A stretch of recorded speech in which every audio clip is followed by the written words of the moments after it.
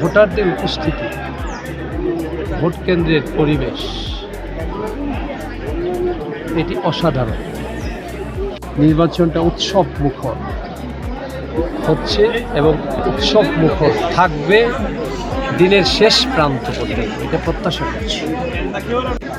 ইনসাফের প্রতীক, ন্যায়ের প্রতীক, কল্যাণের প্রতীক এবং গণমানুষের প্রতীক দাঁড়িপাল্লাকে বেছে নিবে এবং এটি 11 দলীয় ঐক্যবদ্ধ জোটের একটা শরিক দল বাংলাদেশ জামায়াত ইসলামী। এবং এই নারায়ণগঞ্জ 3 আসনে দাঁড়িপাল্লা প্রতীকে জনগণ স্বতঃস্ফূর্ত সাড়া আছে, তারা ভোট দেবে আজকে এবং দাঁড়িপাল্লা নারায়ণগঞ্জ 3 আসনে বিপুল ভোটে উইন করবে বলে আমি প্রত্যাশা রাখছি।